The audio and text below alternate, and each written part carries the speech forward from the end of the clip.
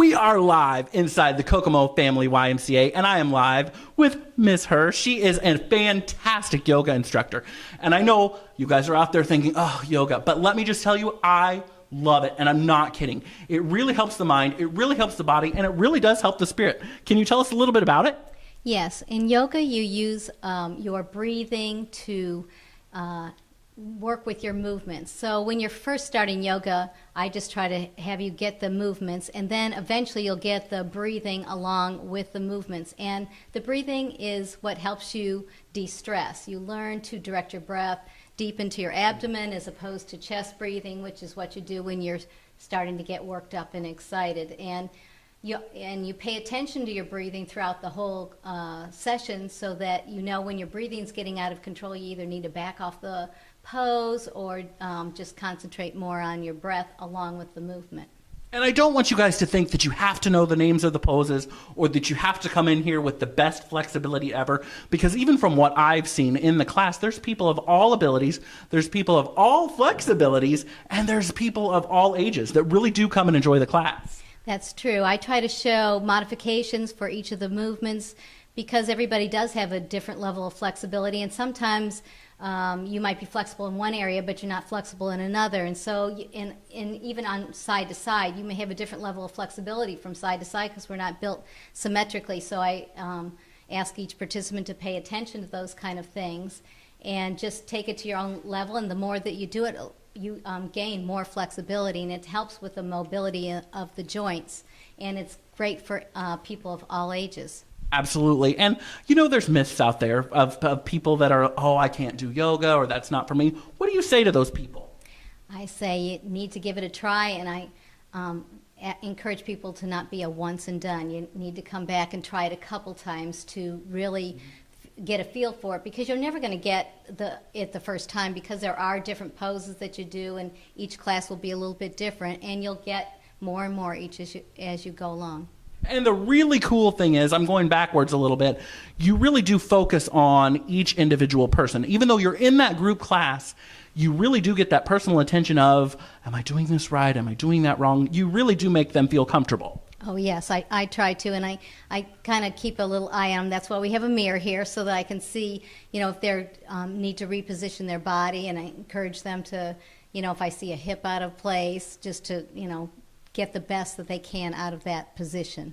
And how important is the posture, though, when you're actually in those moves and when you're creating new waves of your body? Mm-hmm.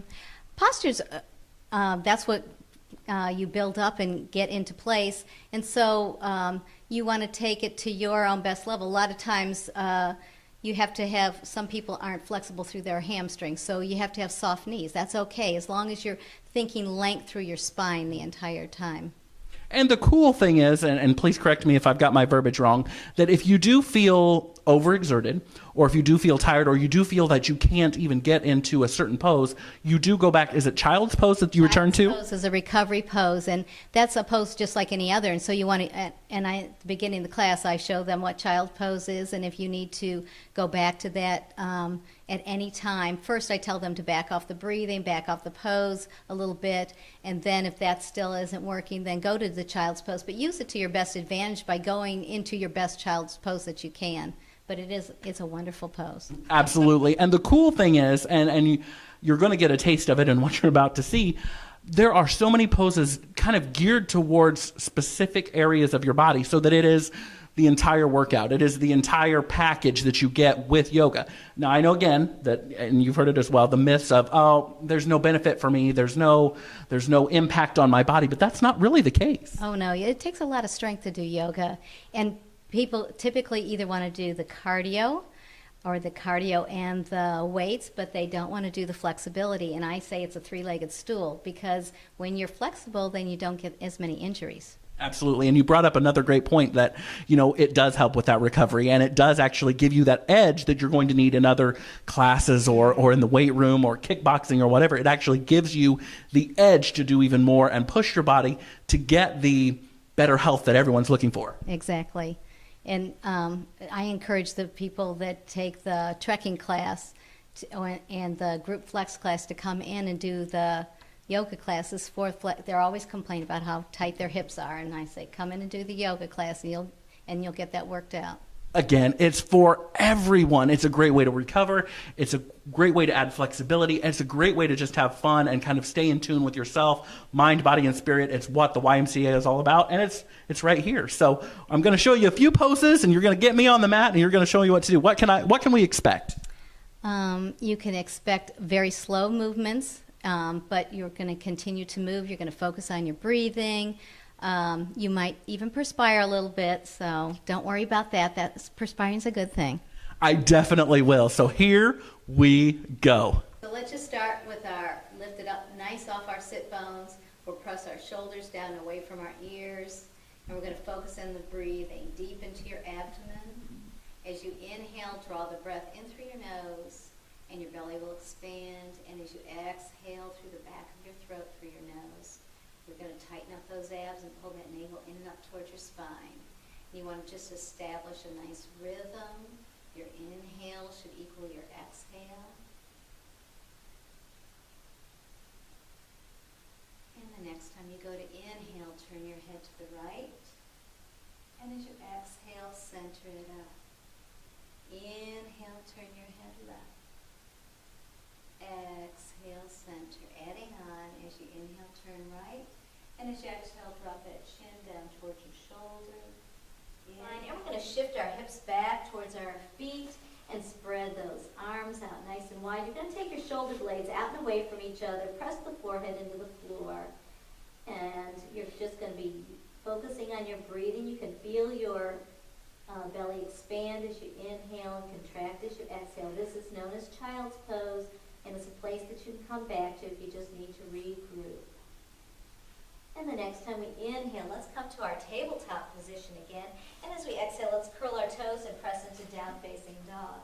In down-facing dog, you want to drive your heels down toward the floor. That doesn't mean they have to touch. As you lift your hips up to the ceiling, your knees don't have to be straight. You want to be spreading the fingers out in the star, taking the weight out to the fingertips so you're not carrying it all the way through the shoulders.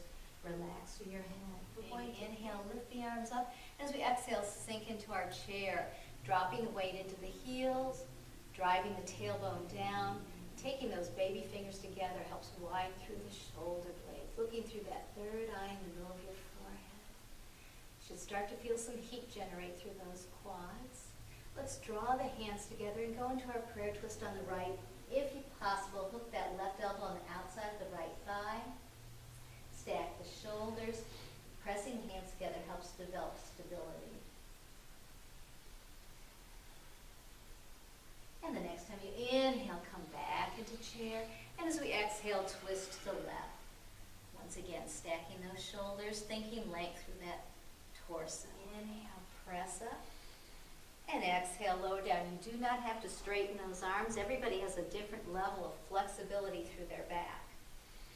Exhale down. Inhale up. Exhale down.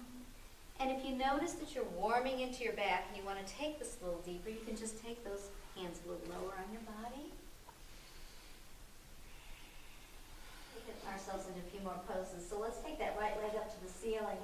Drive that left heel into the mat. Let's open up through that right hip. We're going to bend that right knee. Take that right heel on the outside of your left hip. Then you're going to rotate your torso to the right by looking underneath your right arm. Long and strong. Breathing. Notice what you're feeling. Let's go ahead and rotate that knee back to the center. And as you exhale, extend that leg out. As you inhale, take a giant step forward with that right foot. You're going to plant that left foot and come up into Warrior One. In Warrior One, you want this left hip facing forward. You want to think of your torso as a rectangle. The heel of your right foot should be in alignment with your arch of your left foot. Looking through that third eye in the middle of your forehead. Even though that right leg is bent, you have a balance between the legs. Next time you inhale, rotate into Warrior Two. You're shifting that left hip back and looking over your fingertips. A few right toe out. We're going to take our arms out to the side. So your weight's on that left foot. You're just basically touching that toe. And we're going to draw the toe in. You can keep it resting on the floor. Or you can take that leg up off the floor. or under your knee or on top of your knee. This is as high as my knee will allow. My knees will bend. Some people can bring their leg all the way up inside the upper inner thigh. Now you're pressing the hands together helps create stability. Chin is level with the floor. Just focus on your breathing. And the next time you inhale, draw the arms up. And as you exhale, I want you to squeeze those shoulder blades together as you open up through the arms. Long and strong, you're lifted up all the way to the hip bones. Focus on something that doesn't move, helps create that balance. And let's go into moving tree by moving those arms.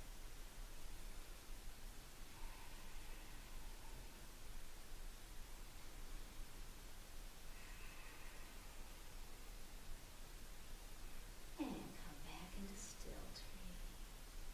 And the next time you inhale, bring the arms up. And as you exhale, come back down into prayer. You want to do stick pose? Sure.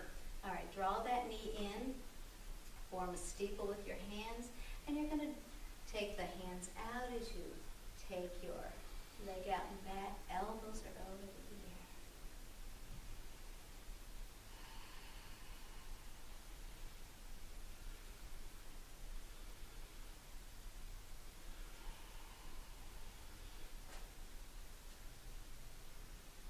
And next time you inhale, come up and release it out. We're going to stand up. If you really are looking for a great way to complete your workout or give yourself a little extra zip or boost that you need, truly try yoga. It is amazing.